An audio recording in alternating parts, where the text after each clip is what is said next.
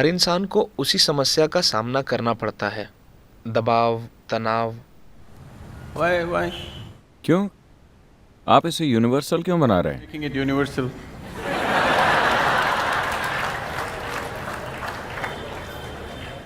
ये बस आपकी धारणा है। You are assuming that. ठीक है, आप दबाव में हैं, तनाव में हैं, और क्या? एक और बात, यातना। Torture. शादी करके योग के रास्ते पर चलते हुए मंजिल तक पहुंचना और शादी किए बिना योग के रास्ते पर चलना, कौन सा तरीका सबसे अच्छा है?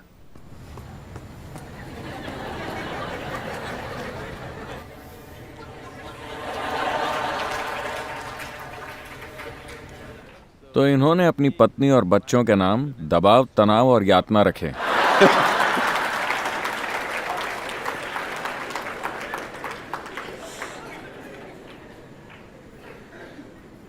पत्नी और 2 बच्चे, दबाव, तनाव और यातना। How's that? I don't know. मैं नहीं चाहता कि आप योग के रास्ते पर चलें। आप जिस भी राह पर चल रहे हो, अपने साथ योग को लेकर चलें।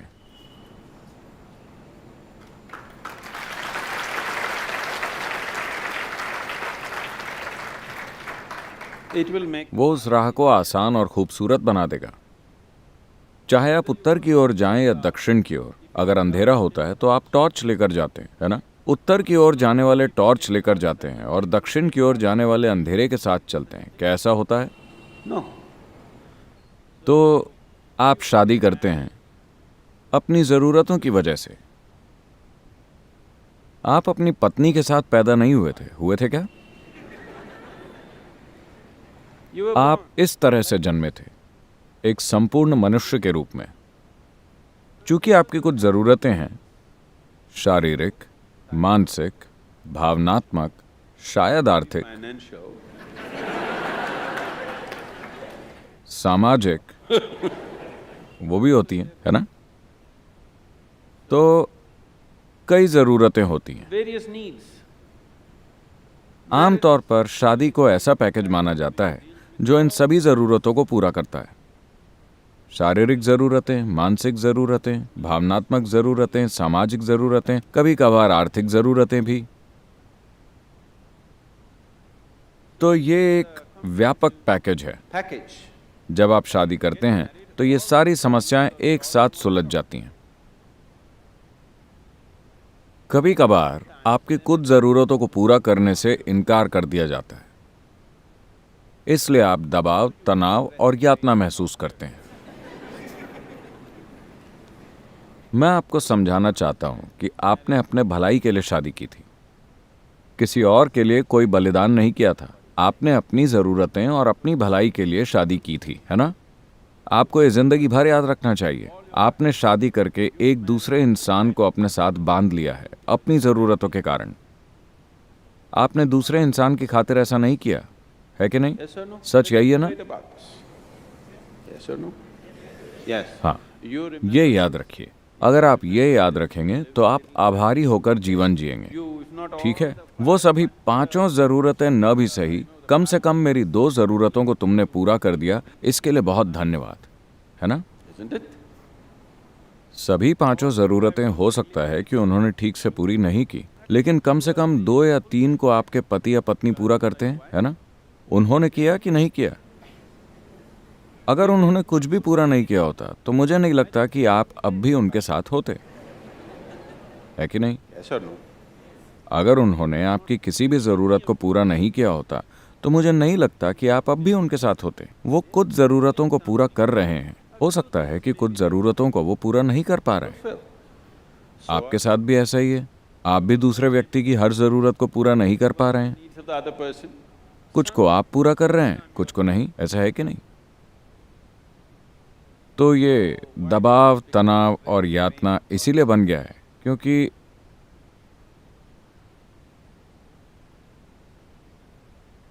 अभी तक आपने चाहे उसे जैसा भी बना दिया हो, उससे कोई फर्क नहीं पड़ता। अगर आप चाहें तो 3 दिनों में, चाहे आपकी स्थिति कितनी भी बुरी हो, 3 दिनों के भीतर आप उसे एक शांतिपूर्ण स्थिति में ला सकते हैं। अगर प्यार नहीं, अगर आनंद नहीं, तो कम से कम एक शांतिपूर्ण स्थिति आप 3 दिन के भीतर ला सकते हैं, अगर आप इसके लिए 100% इच्छुक हो, Yes or no? है कि नहीं?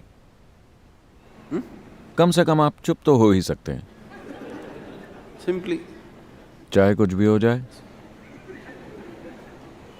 peace will happen. शांति छा जाएगी। और हो सकता है कि उन्हें ये पसंद आए।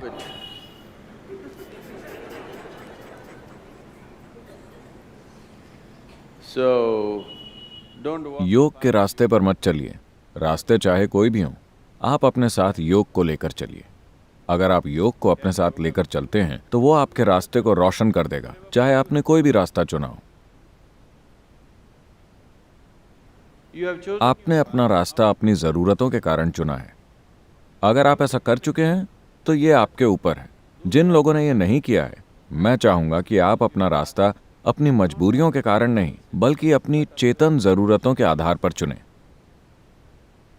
तो जब आपके जीवन में ऐसा चरण आता है तो ये अपने जीवन की ओर जागरूक होकर देखने का और ये सोचने का समय होता है कि क्या आज की ज़रूरतें 5 या 10 साल बाद भी आपके लिए कोई मायने रखेंगी? Will it क्या आज आपकी जो साधारण ज़रूरतें हैं उनके लिए अपने जीवन को बांधना उचित है, या ये बस आती जाती ज़रूरतें हैं? passing needs for you? अगर वो बहुत प्रबल ज़रूरत है तो आपको शादी करनी चाहिए। अगर वो प्रबल ज़रूरत नहीं है, सिर्फ आती जाती ज़रूरत है, तो आप शायद बस सिनेमा जाकर अपनी ज़रूरतों को पूरा कर सकते हैं, फिर शादी करने की कोई ज़रूरत नहीं है। Yes, बहुत से लोग ऐसे होते हैं, उनकी ज़रूरतें बहुत प्रबल नहीं होती, वो बस आती जाती हैं, but लेकिन सामाजिक ढांचा उन्हें मजबूर करता है। ये ज़रूरी नहीं है। इसे सजग होकर किया जाने वाला चुनाव होना चाहिए। चाहे आप किसी भी रास्ते पर जाएं, वो आपका सजग चुनाव होना चाहिए, मजबूरी में किया गया चुनाव नहीं। क्योंकि अगर आप मजबूरी में चुनेंगे तो आप हमेशा अपने आसपास के लोगों पर उसकी भड़ास निकालेंगे, क्योंकि आपको गुलामी का अनुभव होता है और आपको वो पसंद नहीं आता, तो आप अपनी भड़ास उन पर निकालते हैं और वो अपनी भड़ास आप पर। so मुद्दा ये नहीं है कि आप क्या कर रहे हैं, मुद्दा ये है कि आप उसे कैसे करते हैं। आप क्या करते हैं वो आपकी ज़रूरतों से तय होता है, लेकिन आप उसे कैसे करते हैं यह आपके जीवन की प्रकृति तय करता है। is it an advantage? अकेले चलना फायदेमंद है या लोगों के साथ चलना? Walk with people. Yes, if you want to. हाँ, अगर आप तेजी से चलना चाहते हैं।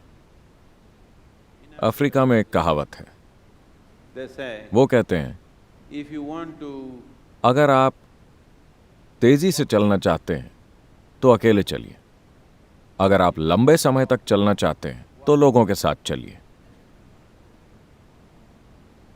अगर आप लंबा सफर कर रहे हैं तो साथ बेहतर है। अगर आपको छोटी दूरी तय करनी है और आप तेजी से चलना चाहते हैं तो अकेले जाना सबसे बढ़िया है ना?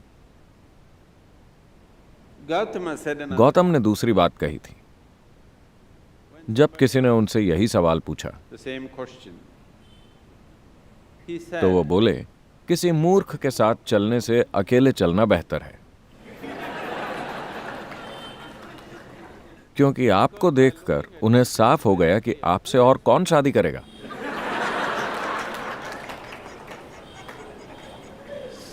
so that is Gautama. तो ये गौतम के काम करने का तरीका था। वो हमेशा लोगों को किसी का साथ लेने के लिए मना करते थे। उनका कहना था, ये जीवन एक छोटा सा सफर है, आपको साथ किस लिए चाहिए? Need company. जब आप इस शरीर को छोड़ेंगे तो वो एक लंबा सफर है, वहां मैं रहूंगा। ये उनकी पेशकश है। This is the offer.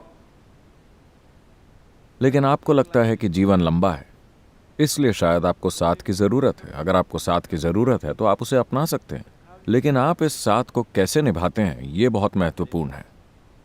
अगर आप समझदारी से उसे निभाना चाहते हैं तो एक सबसे महत्वपूर्ण चीज़ आपको ये करनी है, Particularly with your children. खासकर अपने बच्चों के साथ ये करना ही है कि आपका मानसिक और भावनात्मक ढांचा जीवन के मूल सत्य पर आधारित हो। Basic fact of life जीवन का मूल सत्य ये है कि आप नश्वर हैं। that you are mortal.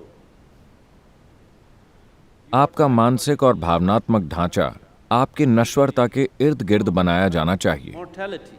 यह सबसे महत्वपूर्ण है। अगर आप लगातार इसके बारे में जागरूक हैं कि ये एक छोटा सा जीवन है, किसी भी पल आपकी मौत हो सकती है, तो आप अपने जीवन को एक खास तरीके से व्यवस्थित करेंगे और चलाएंगे। जब आपको पता है कि समय तेजी से निकल रहा है, किसी भी पल आप ढेर हो सकते हैं, तो आपके पास किसी से नाराज होने का समय ही नहीं है ना? आपके पास यहाँ किसी से लड़ने का समय नहीं है। आपके पास लंबे समय तक हताश होकर बैठने का समय नहीं है, long period of time. क्योंकि टिक टिक टिक टिक ये निकलता जा रहा है। चूंकि आपका मानसिक ढांचा आपकी अमरता के इर्द गिर्द बनाया गया है, Immortality. Because of that, इसीलिए आपके पास ढेर सारा समय है लड़ने, हताश होने, निराश होने, कुढ़ने, गुस्सा होने के लिए। आपके पास ढेर सारा समय है। इसलिए ये बहुत ही महत्वपूर्ण है कि हर कोई अपना मानसिक और भावनात्मक ढांचा हमारे अस्तित्व की नश्वरता के इर्द गिर्द बनाए। nature of our existence. आखिर आप पिछली पीढ़ी से बेटन लेकर अगली पीढ़ी तक पहुंचाने वाले कैरियर भर हैं, है ना? Yes? For a brief कुछ time, समय के लिए ये दुनिया आपके हाथों में होती है, उसके बाद वो किसी और के पास चली जाती है।